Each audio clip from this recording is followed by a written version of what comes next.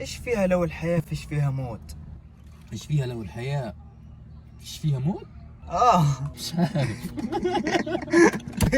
مش عارف. انا عارف انه بتجيب لي هم الاسئله. لا عن جد بحكي، ليش؟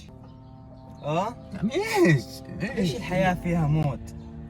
بدي إجابة. قلت ليش الحياة فيش فيها موت ولا ايش فيها لو الحياة فيها موت؟ عشان كذا سؤال سألتني. لا هو نفس السؤال، زي ما تحكي ليش الحرب صارت طيب. ايش فيها لو الحرب ما صارتش؟ طيب وش بدك اياه القيت؟ الجواب. شوف، اللي بقدر افهمك اياه انه الموت علينا حق.